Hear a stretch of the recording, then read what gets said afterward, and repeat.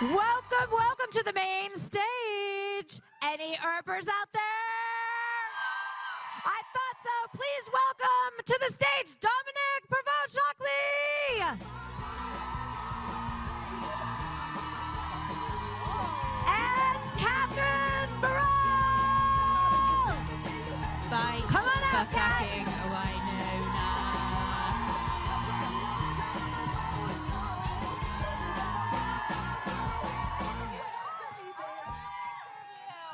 Come right over. Thank you. Sorry, I'm always sitting in the wrong place. Where? You can sit wherever you like. Scream again.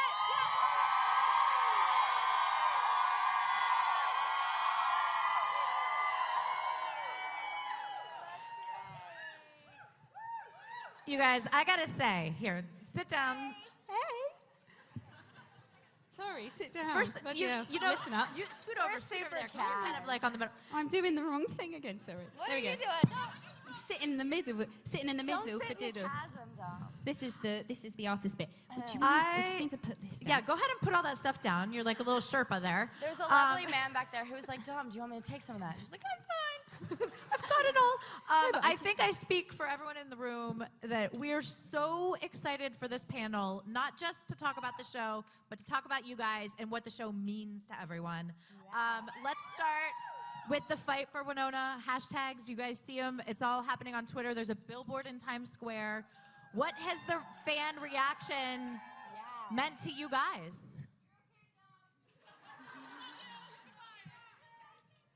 She's I got good. this today. She's in good hands up here. Today's great, isn't it? Oh yeah, I feel great. Firstly, can we just say that this room Does anyone is else feel like they're in Harry Potter right now? Right? I didn't go Harry Potter, but yeah. What did you go? I was like, wow, look, we're in a film. Look at this. There's like, we're on a, you know, like the Jonathan Ross show. Well, we want to make it like... Or like, you know, like the Ellen show, or like, not the Ellen show, but like what would be the American version of... Soundstage. Don't know that. This is going well, I feel. No, you know, like, what's that guy? You know Graham Norton? The Graham Norton show? Yeah. He's English as well. That kind of thing. Anyway, thank you for having us, basically. This is the first time it's been so swanky, so I'm a bit like, whoa! Well, we want you to feel comfortable so that you spill all the, you know, inside details and secrets of the show. Of the show, yeah, let's go talk about the show. And these amazing fans who are here and fighting harder than ever. Yeah, We're so grateful for each and every one of you. And we do want to tell you guys that we absolutely are seeing everything that you're doing. We know that you are working good timing, so incredibly hard for this show, and we are too. And please trust that we have amazing producers behind the scenes that have been working their ass off to try and get this show into its fourth season. So we appreciate all of the love and all the energy and the time that you guys are putting in to join us in that fight, and we are right there with you. So we see you and we love you, and we're right there fighting alongside of you. So thank you.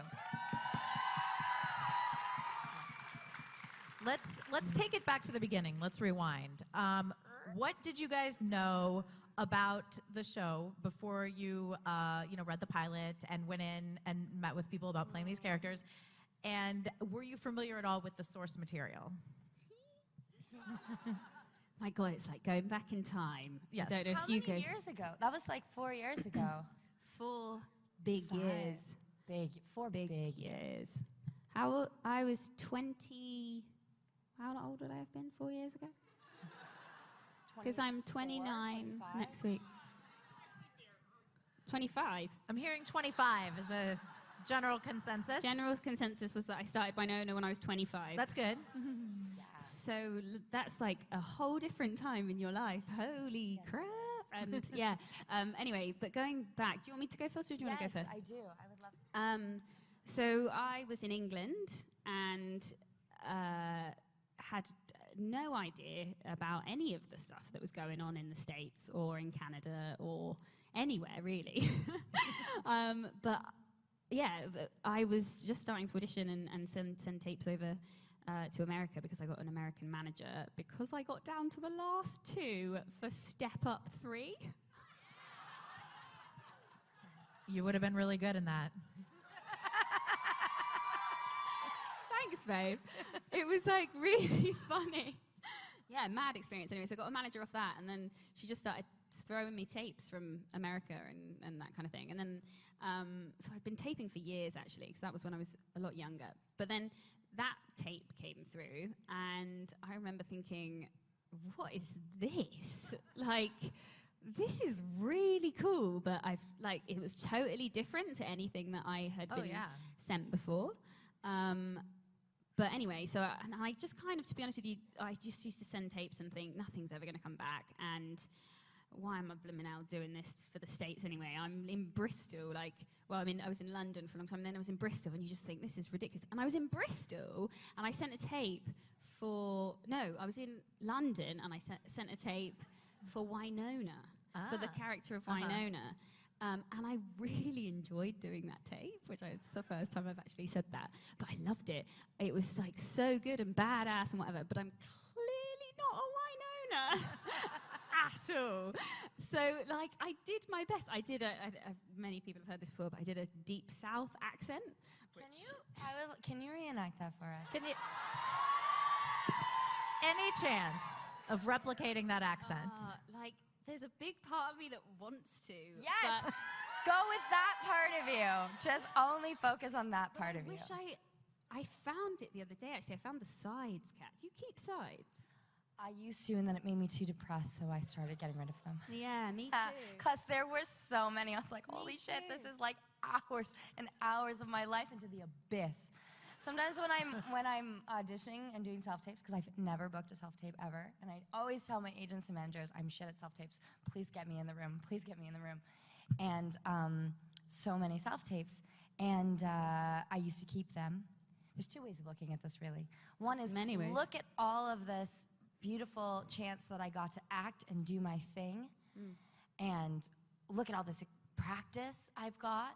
And then there's look at all this failure. So it's really dependent on how you want to look at it. 100%. I went through the exact same thing. I used to, when I first started, I used to really like keeping them because it was like I'd work on them, do all the notes, get really into it, and you have all your hopes up, and then you're like, oh, and then it doesn't come back, and you're like, oh, but I really enjoyed that, so I'm going to keep it and put it on the side. You know what I mean? Yeah. Anyway, that was at the time when it was Winona. So I sent a self-tape for Winona, and what was it? Do the voice. Oh yeah, the voice. Oh, the voice. That's why I blanked it out. Oh shit! I didn't want to come back on that one. But anyway, I found it the other day, and I read it, and it wasn't dolls, it was... You found it? I found it, and it wasn't dolls, it was the Winona one, and it wasn't dolls that she said, Agent... Oh, wasn't it? Agent... Fuck, what was it? There was something about get dead in them, wasn't there? It's possible. I can't remember, but I just don't think I'm going to do the accent right now. But what I'll do, here's what we're going to do. I'm going to go and look at the sides, and next time I do a panel, you can hold me to this. No, listen to it. I'm going to remember what the lines were, and I'm going to do the audition for you. It'll be quite hilarious. Yeah, that's easier if you know the lines. Guys, that's a big promise. I would hold her to that rather than one line. Yeah, why not? Yeah. I can only cross my fingers that I'll be there for that. I don't know. Yeah, you've got 4 weeks. Lexicon, you're saying? 4 weeks. And I've also got it on tape as well, so I'm going to re-watch it. You do? Yes, that's right. That one and my Waverley one. Oh my God, I didn't answer any of your... We haven't That's been answering your questions at all. But Poor we Claire's did, going back to it, what happened is I then auditioned for that, loved it, but it was obviously not right at all. And then months and months later, and it's the same thing for you, right? Yep. Months and months later, it was like, oh, I've got another audition for you for the sister, for Waverley. And so I did that, and again sent it off to the BIS. And then a long time later, I'd already booked another job that was going to shoot in India, and it got cancelled at last minute, and it completely broke my heart because I hadn't had any work for ages. It was such a bad year. And I was feeling super depressed. And I was like, I'm going to India to shoot a movie. Wicked. And then it got cancelled just before. Right. And I was in Bristol with all of my stuff, and then I ended up going to Canada. God, this is a long story. I went to Canada, and then I was in Montreal with my mum, who was like trying to be a positive mum, be like, it's okay, you're gonna be fine. And I was like, Mum, I'm done, I can't do this anymore. And then I got a phone call. I fell asleep in the park, and I got a phone call from my manager that woke me up. And I was sat under the tree, and I'd literally just cried, and my mum was like, oh my God, I'd never been honest about how I was actually feeling until that moment.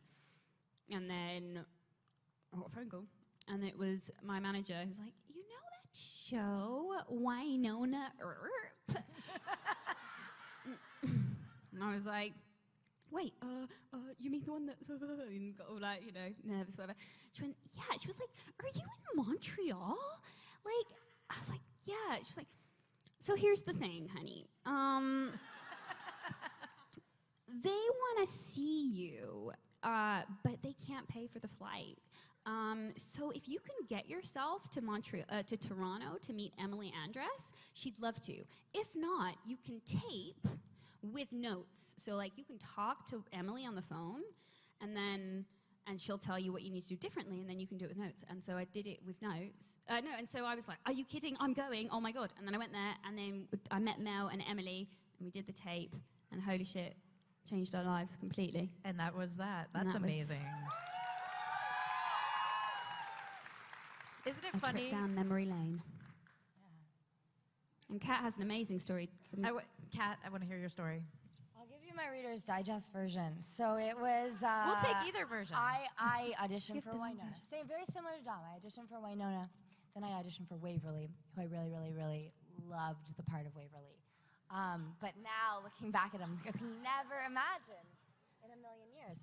And then, same thing, months go by, hear nothing.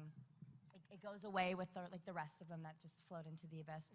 And I was going to I was doing some promo. I was driving Uber at the time to make money, and I was working some promo work. I was doing samples at some sort of convention, food convention or whatever, for a beer company with my ex that evening. One of the jobs that you do as an unemployed actor. And I was just like, this sucks. And, but you do what you gotta do. And I had auditioned for Nicole like the day before. Never in a million years thought I was gonna get it, because especially at that time in my life, I really hadn't found my base as a woman. And what I mean by that is I hadn't really found my strength very much, and so I never thought I could never see myself in a powerful cop role. Right. And so I just never envisioned myself playing a part like that. I was still very much in what they had told me I was at theater school, which was like the ingenue, like la la la girl. So, and then I was at the gym, which I never go to, and this is why we do things that we don't want to do, because good things happen when we do them. And I was about to go serve my beer with my ex, and my agent called me, and he says, they want to book you on Winona. You're going to do 6 episodes, and you have to dye your hair. So the other 2 girls are brunettes, so you're either going red or blonde. I'm like, I don't care. And he said, you're leaving tomorrow. Oh, did they give you the option for blonde as well? Blonde was the other option. Yeah, red or blonde. Interesting. And yeah. Better so, for and red. I was on a plane the next day, and that was, I came in episode 2 of season 1, and then it just kind of kept getting extended. I guess they were watching dailies, and they liked the character of Nicole, and that we had really great chemistry, and yeah. Absolutely. Well, let's talk about that chemistry. I mean, because there was this, when did you guys realize this match was going to, gel and stick? And how did sort of the early evolution of the Way Hot relationship happen? For me, I would say I felt it after the first scene in Edley's office. That first day for me, I remember I was so nervous for that scene. I remember being so nervous, and that was when I went, oh, it's okay. It's going to be okay. Like, this is going to be okay. Yeah, that's how I felt. Really? So what was it that switched for you?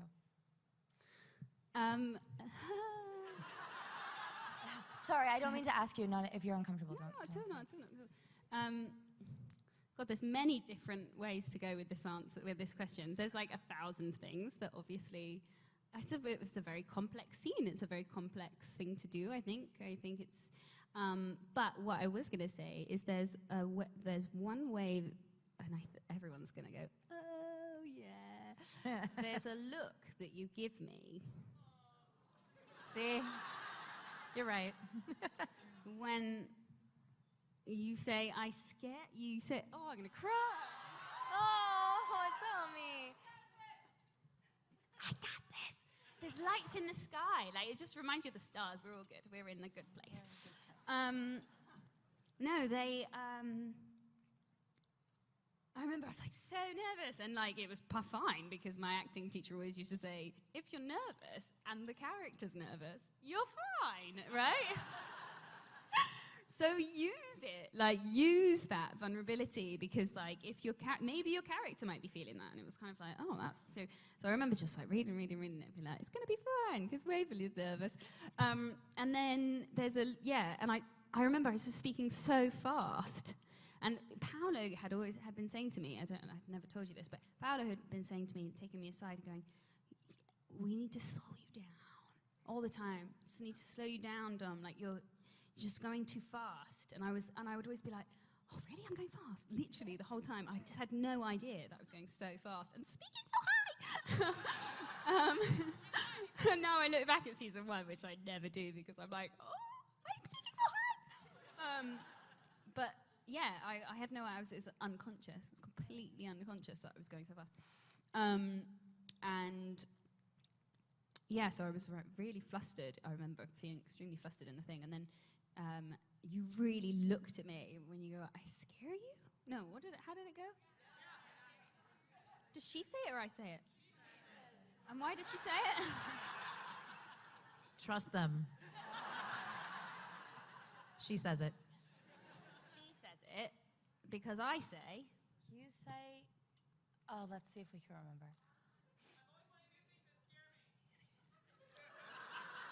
Thank you. We may call on you later. And actually, when you think about it, that line is genius. I've always wanted to do things that scare me. And kind of sets the tone for the whole series, in a way. Yeah, well said. Wow, my mind just got blown a bit there. I mean, it's really obvious when you're in this room and you know, we were backstage watching Amanda talk to you guys and hear your stories. It's obvious the impact, not just the show, but the relationship and you guys as actors have had, you know, globally. And what has it meant for you guys? I mean, it's obvious looking at you, Dominic, you see you tearing up, and it's really profound. How has that been to explore this relationship? I think profound is an excellent word to use. I think what we've witnessed with this community and the entire experience of Winona and this sort of grassroots tiny little show coming and being such a force, and then we're, you know, at like the People's Choice Awards, and not that it's about it's not about the awards. What it was about was this little show that never ever could have gotten there without the fans. Like, there's no way. And I think the experience has been profound because it has shown me so obviously what a powerful group, like a small but mighty group of people can be when they unite under a common cause.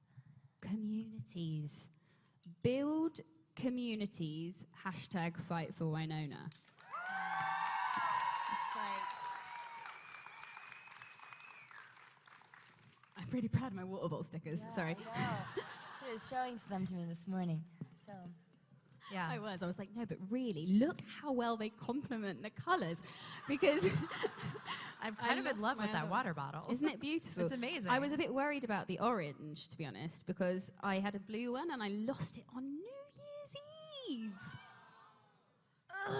On a beach. But I'm hoping someone found it and they're using it, please. Anyway, but I really like the sticker. But going just to put go off what you were saying. Building communities, right? I think that's what it's taught us. Right? Why not? Absolutely. Yeah, it's amazing. And this fight for Winona, everyone's laughing at me, but I don't know why. I really mean it. It's like Winona Earp has had the power to bring these amazing human beings together that are so open-minded and so inclusive.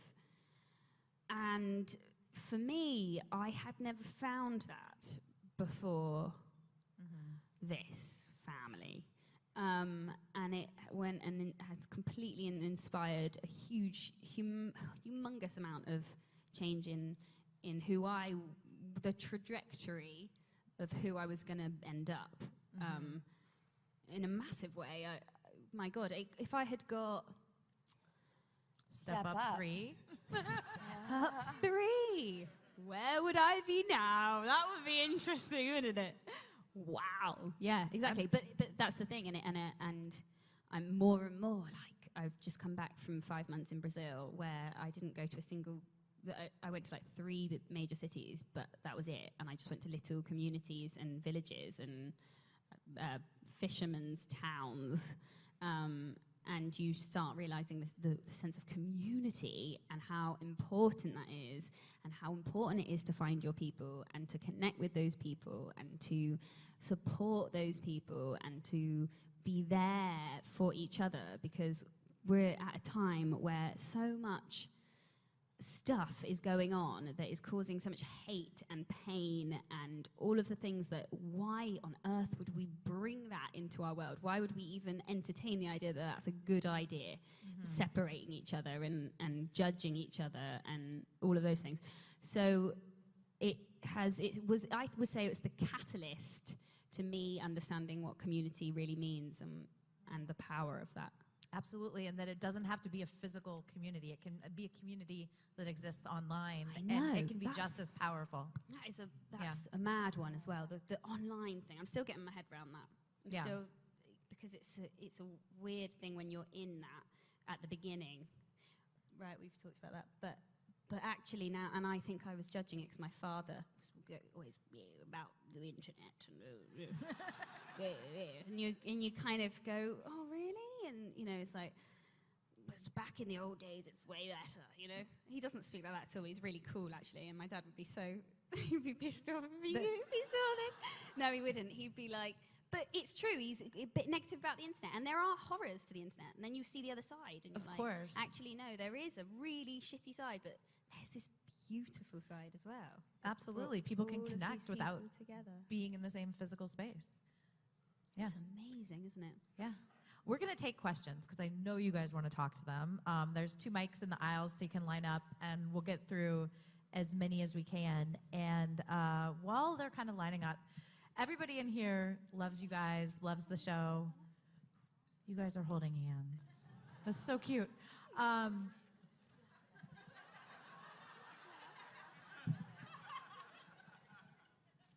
it always stay on that hand? No, I moved them. Cool. Do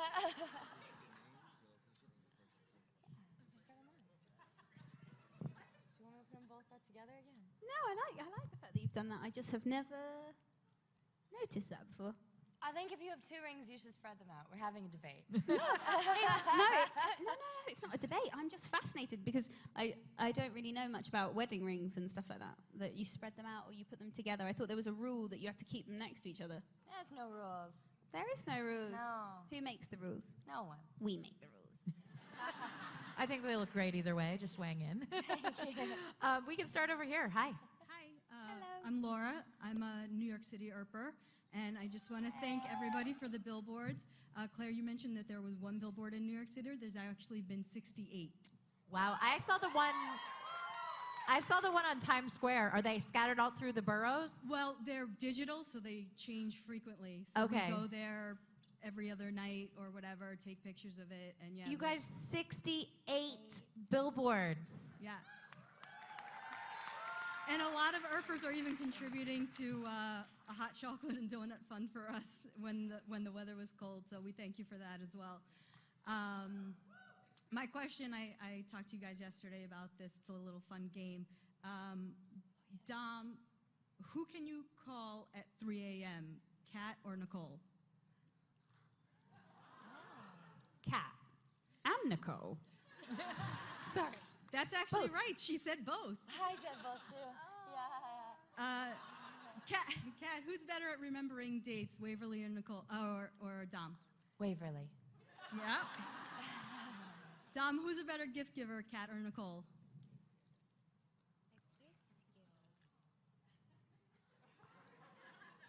There's really no way to say. Because if you look at the evidence, Waverly has she received a gift from Nicole? We didn't see a Christmas exchange, but there could have been. No, I'm asking, do we have a birthday? Or we've got the balloons, where she's got all the balloons, the sorry balloons, party. the sorry party. She receives a gift in our comic book.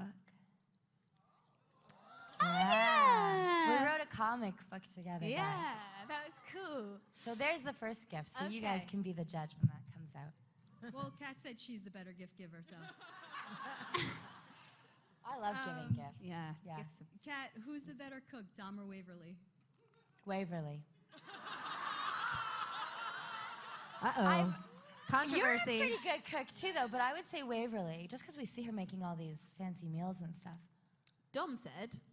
Dom said Dom. Dom but, said. No, But To be fair, Dom said that Waverly might be a better baker. not Mike. I said Oh. Waverly would be the Okay. better baker. You'd be the better cook. I think I would prefer Dom's cooking over Waverly's cooking. oh yeah, completely different. Well, no, Actually, no, maybe not, because she is vegan She's now. vegan. Could I invite myself to your house for dinner when we go back, hopefully, for season 4? 100%, and I'm also getting way better. So this is the thing. Great. I've just found a massive passion for cooking recently. I don't know if anyone else has. Yeah. I have a passion for massive cooking. passion for eating, so this is going to go beautifully. It's a good match. Yeah, it's a great match. Yeah. I'm just realizing that food's really cool, and it's really cool and interesting because when you travel, you start looking at what you're eating because it's always different, and then like in Brazil they have a farinha de tapioca, which is. Do you know what tapioca is? Yeah. We have tapioca here. Yeah. Here we got it in our lunches. when we What were is little. it? Over here. It's like a rice pudding. Rice, isn't it? Yeah. Okay, so this is flour of tapioca, Okay. which is tapioca is like the root vegetable, right? And then they make it into a flour. Yeah. Yeah. And then we had tapioca, which is they put it over the heat, and they put it through a sieve. No, it's really interesting. I'm just looking at Dom's face, and then I rack focus my eyes to Claire's face behind her. And it's beautiful because Claire doesn't quite know us yet. So I'm just picturing like a YouTube channel for you. Like a cooking with Dom, you know? And right? Okay. And I'm also like, Interesting. is tapioca good? I don't know. I don't Well, anyway, remember. you put it on the thing and you go over the heat and it like goes like that and it all just naturally sticks together. You don't have to put any oil or anything. It just sticks together. And then you put whatever you want in it and you fold it over and it is healthy and delicious and they have it for breakfast and it's so much better than bread for you. It's a vegetable, root vegetable, and it's delicious and extremely nutritious. And I brought 2 kilos of it back. So that I could make my mum's tapioca. But cooking's great, and I do think that that at the moment, my cooking might be better than Waverly's. because There I you think go. Waverly's got a lot of other stuff to Thank think you. about. Thank you so much. Great little And question. Dom, were you talking about James Corden before? Huh? James Corden? Yeah, what about him? Were you talking about him, the late night show? No, but that's a good one. But he's also British. I was trying to find the American version so that she would understand. Jimmy Kimmel. Thank you. Jimmy Kimmel. There you go. That's who. That's what I feel like. Do you know what I mean? We're on like a stage. Yes. No, I understand. You understand? Yeah. Hi. Hi, Hi, I'm Stephanie. Stephanie and I'm a Calgary Erper. My question's like just a little fun, weird thing. Sorry if you don't understand this, Dom, because I know you've been like out of everything. But if you were on a show like The Masked Singer, what kind of mask would you use? Ooh. What was the question? So If you were on the show, like The Masked Singer is a new show where well-known celebrity professional singers sing with a mask, and people have to guess who it is. Wow. I actually never seen it. Do they get to choose their mask? Is that kind of part of? Oh, Yeah. okay. and they're crazy masks. Like, And then do you find out at the end who it is? Yeah, once they get eliminated. Once they get eliminated. Or they win. so describe a couple of masks. I'm to getting them. really into jungle stuff lately. I have these great earrings and, well, pineapple. I don't know. I think I would like to do some sort of like zebra or some sort of, I don't know, African wildlife animal. Wait, so hang on a minute. So I was picturing you as a wildlife animal on a stage singing. Is that what? Am I imagining the right That's thing? But exactly what it masks is. are they're very cool. They're like kind of a whole costume. Almost looks like something you could find cosplay. It's not necessarily like the Lion King up on stage. It's more kind of a futuristic. Yeah, there's more of an artistic interpretation. And then you sing a song, Yeah. and we don't know who it is, and we watch, and then we vote them out. And then you find out when they voted out who it is. Yeah. I need to see this. Great. Okay, thank you. I'll ask you the name later because I've forgotten already. But the answer to the question is, what kind of mask would you wear? Is that the question? Stephanie, I love your question so much. Thank you so much for this question. I think I would wear. So you're going tribal. So you can go anything. So you can be a pig. You can be anything. There was a pineapple. There's a unicorn. I'm less into unicorns at the moment, which is a big shocking thing. But not because of that. I just think I overdid the unicorn thing. I overdid it. But I think I would... a butterfly. Did you say a butterfly? Oh my god. Oh my god, yeah. A butterfly. That's exactly right. I would be a butterfly. That's awesome. Thank you. Hi. Hi. Yeah, hello. Sorry. I'm Jen from the ERP Fiction Addiction podcast.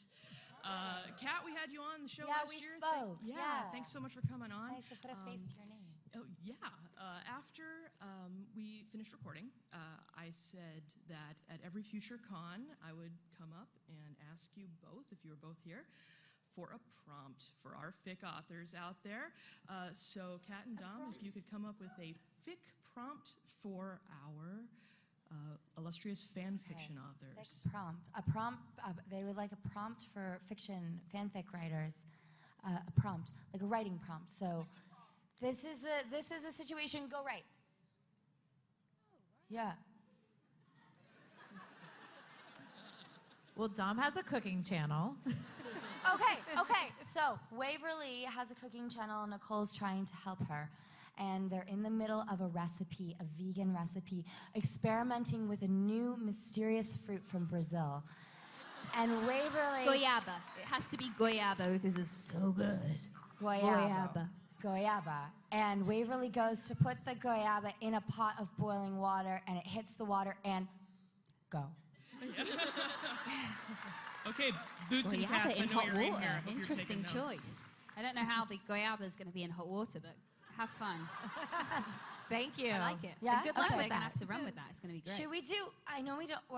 there's so many of you. I want to make sure we get through some of your questions. We'll try to go a little faster. Hi.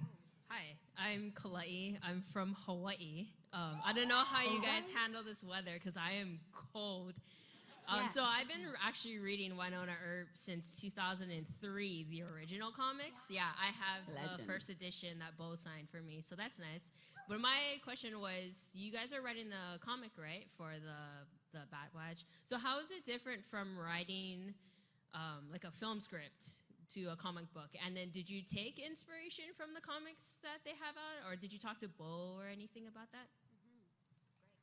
That's a good question. Well, we Thank had you. a fun experience. So we divided and conquered, which I think was great. You I are amazing loved at it. writing dialogue. So amazing. Oh my God. She's so good at it. I was like, I sent you a voice I message, know, and I and was I was like, like, holy wow. I am not very good at writing dialogue, so I took more of the But Kat was. spatial logistics. So like the way things move. But yes, it was a really. This is the first time we're talking about this, so this Yeah. is why you're getting all the like emotion coming. You're from it. welcome, guys. But I was in Brazil when we were writing it, and we just went. It kind of, how did it happen? We got speeded along the process, didn't it? And then suddenly it was like, oh no, because we were supposed to be going back to Winona, So we were had pushed excited. it to write it in Calgary. Yeah. Was the first thought. I was like, I just think When it would we're be better together. that I'm not traveling out of a backpack whilst I'm writing a comic book. Like, that's probably not a good idea. So, because I wanted to give my whole heart and soul into it.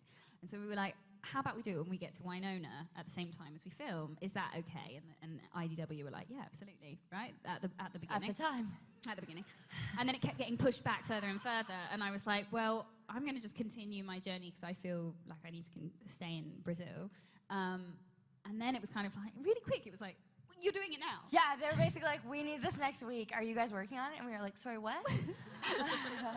And I was, so it was kind of mad. And I was in the Amazon, and it was like, how on earth are we going to do this? Did you feel a bit, well, I certainly felt, like, how are we going to do this? But Kat was really calm about it. And you were so good. You were just like, don't worry, Dom, it's going to be great. And like, we'll just do the best we can. And it's going to be wicked. And I was like, okay, great. So we started writing it. And then I think, like you say, quite quickly, we realized, okay, well, Kat was the leader. Absolutely, and completely. Like more logistics, I would just No, you say. were the driving force. You got us doing it. Me and Bo were a bit more blah, blah, blah, off doing our own thing. And Kat was like, look, if we're going to do this, this is how it's going to work. It was really, I mean, I'm going to make you re-listen to that message. It's impressive, Kat. She sent us a voice note being like, it was amazing. She's like, so I think the easiest way of doing this is to get a Google document, and so that we can all comment and do our notes whilst we're all in different places, and it was incredible, and it's exactly what we needed, because then next thing you know, it was like, okay, cool, I'm going to go in and write the dialogue.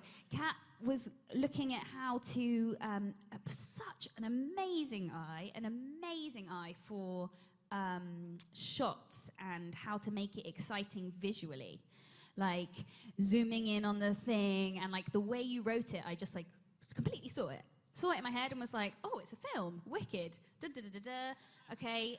Well, she would probably say that at that point, and then and it was just like It was easy. a very good partnership, actually. I thought we worked really well together. Yeah. Oh, I I'm was so like, happy. this is great. Yeah. Our skills complemented, and Bo was so great. So great. And He was real so chill. great to us, and he was so, because he easily could have been like, just write a few things, but I'll really write it. Yeah. And I think he was so insistent on that if they were going to put our names on it, that he wanted it to come from us. Not just like, let's just slap their names on it, because, that would have been maybe the easier way, but he was so patient, and probably took him like 15 times as long to write 8 pages as it would have. But he was so great. good. And it was a hard thing for him as well, I think, because we only got 8 pages. We wrote something so long, which I kind of hope that we get to Me eventually too, yeah. do. Yeah. We were like, oh, we're writing a comic book, wicked. Like, thinking it was going to be much like probably what Tim and Bo do together. But it turned out that for one reason or another, it had to be 8 pages. And so it was like a hard task to be like, you're writing your first comic book, but don't write it that much. Do you know what I mean? Like, you have to be like more picky and like, I don't know how to describe it. You know what I mean? It was like a hard task for him as well. But he just wonderful every step of the way. We had a little WhatsApp group that we would be like, I've gone in and done this. check it out when you can. And then like we just kind of conversed through that. And like you say, I think it was the perfect partnership. Yeah. And it was really cool. Yeah. And when is it coming out? Oh, no idea. Okay. Guys, no, we actually, it's part of a compilation. The Kickstarter, May. It's coming out in May. Okay, got it. Thank you Thank so you. much. Thank you Great so much. question. Hi. Hi, my name is Robin, and I'm from Boston. I just wanted to first say thank you to both of you for being so open about talking about your struggles with anxiety. As someone who has anxiety themselves, it's meant a lot to me. My question is for Kat. You had talked before about how you came up with your own backstory for Nicole as you were working on the earlier seasons, and that it was different from what we ended up seeing in season 3. So I was hoping you could talk a little bit about what you had come up with for your backstory for Nicole. That's a great question. The main kind of thing was that I had imagined Nicole to have come from a family that was still very much a family unit and very much supporting her together. I just had imagined that this such strong, solid person had come out of a really big, boisterous, supportive family unit. And what I later discovered is that that was not the case. It was a really beautiful lesson to me that someone just as strong and confident in themselves could come from a place where they were not supported and really had to figure out a lot of things on her own. So I think it changed my perception and almost made me just fall in love with her even more, that she could be this like incredible, amazing person, but have not had the support of her family, especially for what she wanted to do with her life was to be a cop. So I kind of imagined that she came from a family of cops or detectives or people who worked in that area, and to find out that her parents were kind of these hippie intellectuals who really didn't support that aspect of her, and she had lost the people who really supported her more, which was her aunt and uncle in the fire, just really changed a lot of things for me about who she was. But I love that because I think she's now a beautiful example of that even if the beginning of our life is not as we would have wished it would be different, or we wish we had grown up in different circumstances, that we can still choose to be a wonderful, whole, supportive person. I think she kind of rose from the ashes a little bit, literally and figuratively. So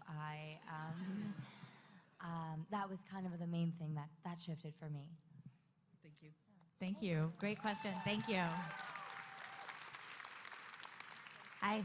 Hi, I'm Greg from Seattle. Thank you both for the amazing performances you guys have given and the choices you've made and everything. I think we all just love you very much, as you can tell. Kat, were you prepared at all coming into this? It's a comic book. It's going to be a sci-fi thing. The fandom, what it's going to be like one day, you're going to be standing in front of hundreds of geeks. Not the people here. The people here are very cool. I mean, at the other conventions, they're geeks.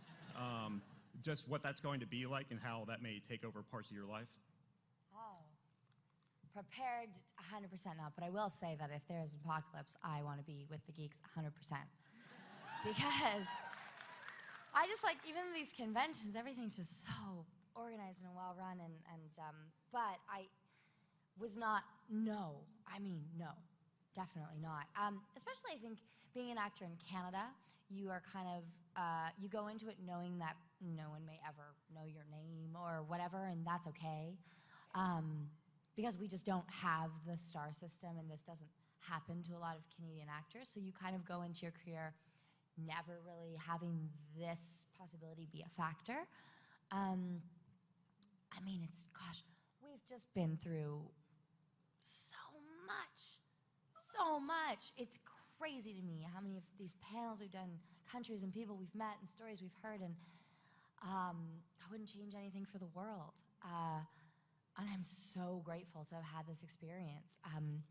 But prepared, no. I don't think anything can prepare you, but I wouldn't want it any other way, because I think the most beautiful things in life come out of situations where we have no expectations, because then it takes us by surprise. So what a beautiful gift that is, and I'm so glad I had no idea. I'm so glad. I actually have kept one email though from Emily. It was when she saw the footage of our first scene together, and she sent us an email saying, "Are you guys?" Do you remember this? Are you guys ready to be Gay icons. Yeah. And I was like, okay. I mean, like, no idea what that meant at all. It would be really interesting to go back and see what we responded. I think I was like, glad you liked it. I mean, what are you supposed to say? It's like your boss is essentially being like, great job. So you're like, okay, I still have a job. But no expectation, but I think I will take that as a lesson moving forward in my life, because I think expectations just set us up for sometimes disappointment, and it's better to go into things with just heart open and ready for whatever hits you. Did that answer your question a little bit? Yeah, I think so. Okay. Yeah. Okay. Thank you. Thank you. Thank you. Hi. Hi, I'm Ashley, and I live in Faircrest, Washington. And Dominique, your mission of Start the Wave has changed the lives of many fans over the last year. And as someone who has previously kind of always thrived on human energy, positiveness, I found it difficult to be polite in today's social climate. Do you have any advice for folks who are searching for ways to manage stress or to be kind to people that are unkind? For either of you to answer. It's a wonderful question, and hearing you speak so eloquently is like, oh, such a gift. Thank you. I have been on such a journey with Start the Wave, firstly, I'd just like to say, and I'd like to take this opportunity to say that there has been no content coming out for a little while because I've been away. But that's because I was doing so much work in understanding what Start the Wave really was for me. Because I realized that I was going down a road where I knew all of the reasons why I started it originally. I understood that, but I don't think it was necessarily coming from exactly the right place, because it was coming from a feeling of, shit, I've got this platform, and that you should have responsibility for pushing out the things that you believe in and talking about the right things, but not having any confidence to do it. And not really knowing if what I was saying had any value or whether it was even right, because I didn't have any confidence with what I was actually ever saying. But doing it anyway, which is quite remarkable, really. You have to be like, okay, well, that shows like willing at least. Yeah. But I went away and I've really been coming back round to the values of why I want to do it and what I want to go forward with. And so there's going to be lots of really cool stuff happening from here on with it, which I'm now really excited. But one of the things that I had to learn was exactly that, which was how on earth, when things are so unjust, so out of alignment with the things that you believe in your core, when no one else is watching, when you're really like just being yourself, truly what you believe, how when somebody is so unconscious in the way that their approach with it, how can that not like get you going and enrage you, and then you end up putting more, not hate, but more negative emotion into the abyss because you're getting involved, because it's like a trigger, right? It's like something will come at you and you're like, but no, that's not okay, and that's something that I believe so strongly, and then you'll act out, right? Like unconscious behavior. And to be honest with you, the only thing really that has helped me with that is through a hell of a lot of meditation, a hell of a lot of spirituality in whatever form you want to, whatever labels you want to put on it. We were talking about that this morning, that's why. But that has helped me tremendously, and there's going to be a lot of stuff coming out on Start the Wave about all of that and my journey with that and what that has meant to me and how hopefully fans can, if there's even a tiny bit in there, you know, that might be useful for you guys, it will all be coming out. But basically, compassion is the bottom line. Compassion in the fact that, for example, what Kat was saying about different upbringings, and you can still, like with Nicole, you can still choose to be a good person. You can still choose to do that as a choice and everything. Some people have, you can't judge what other people have had as their life. There's a planet of so many different ways of doing things, so many different ways of beliefs and everything like that. I just try my hardest about going, maybe if I was in that life, I would be as closed-minded as that person. I'm sorry that is the way that our world is. That's really rubbish, that there are people that think like that. But all I'm going to do is I'm just going to be calm, and I'm going to try and be an example of the type of person that I want in this world to make the world a better place. And that's through compassion, but fuck me, it's hard.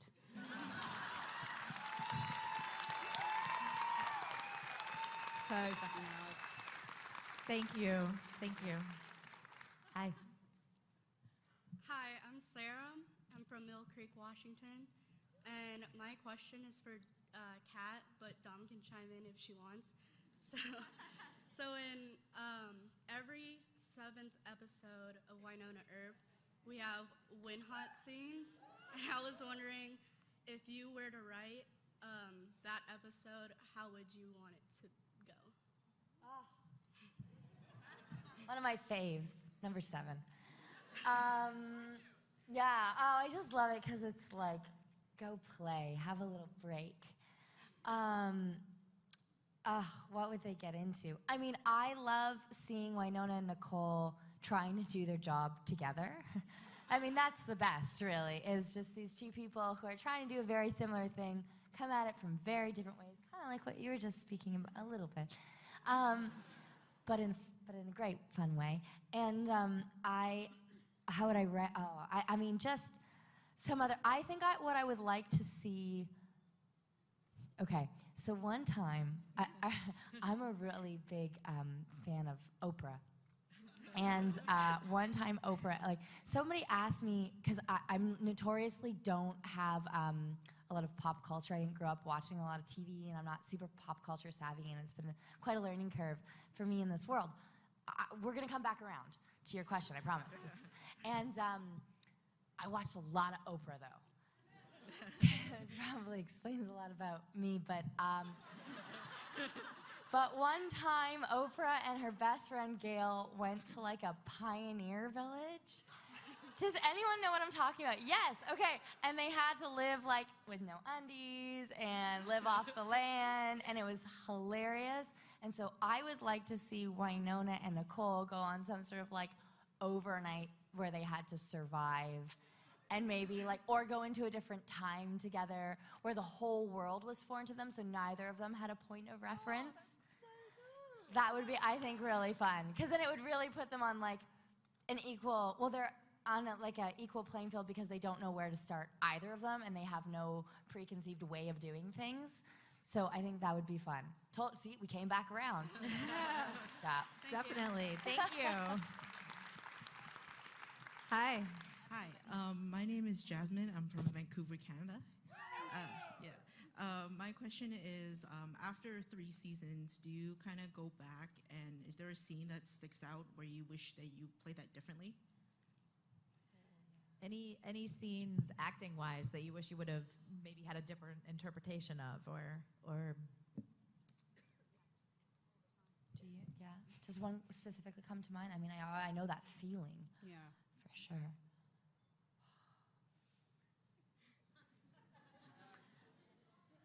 I always wished that I had more time with Maeve in season 3. Yeah, we shot that day, man. I saw that day on the call sheet. It was a Friday. you never want to have a big day on a Friday. Sing with Maeve. Oh no, I loved it. I just wanted a little more time to like, I think I got 2 takes. And it was just, for me as an actor, because I felt so vulnerable and I was like really going for something. And I remember telling our director, April, I was like, please pull me back if this is too much. Because, you know, sometimes you just don't have a judge of like, where is the edge of, I'm in the world and then this is like too big or too much for camera. Well, it's because human beings don't tend to have that experience in life. So it's a little thing called imagination, isn't it? And you go, you could imagine it 1,000 different ways. So you're like, this is really vulnerable because, And I always just wanted to, I wanted to play with that a little bit more. And I remember that day was a very big, I think we had an 11-page day, which is a very, very big day. And we had so little time. But it ended up being perfect. Thank you for saying that. That was one of those ones where I was like, oh, I wish I could have had just like a little more time to give a bit more different colors. I understand. Yeah. Mine is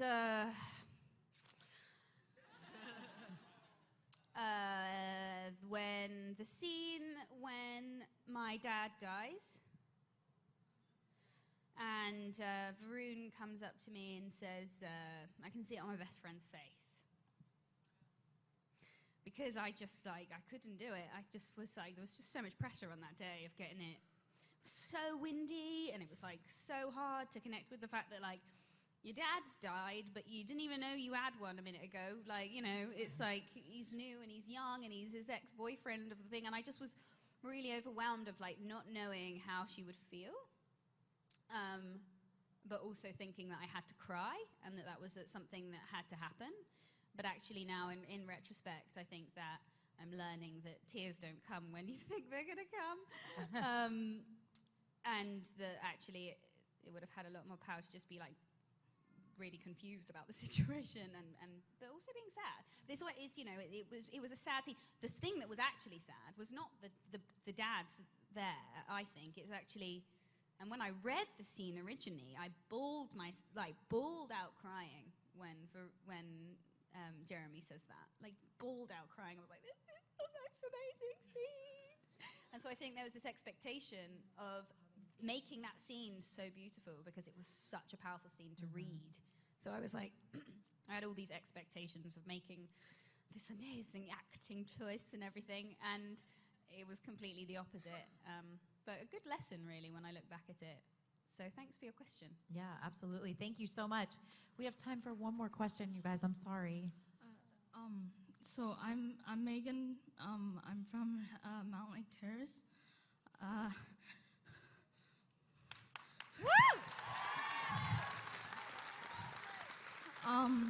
My question is, how does it feel to be role models for like little kids that are LGBTQ, like baby gays like me and stuff like that?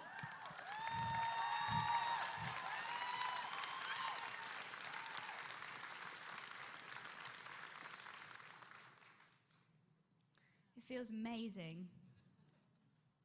It feels amazing. Thank you for coming here and have the courage to stand up and be unapologetically who you are, because you're wicked and you have amazing style. Literally, can we all just appreciate the outfit? It's so cool. And your glasses and your hair, and you are just rocking it. You are absolutely rocking it. So you're a massive inspiration to us as well, I would say. And it's a really hard question to answer because how does it feel? It feels amazing. It feels amazing and it feels wicked. I don't know. Yeah. Thank you so much. Thank you. Thank you for having the courage to stand up and say that. I wish we had longer to talk. You guys are totally amazing. I've loved this hour. Have you guys had a good time? One more big round of applause, please, for Kat.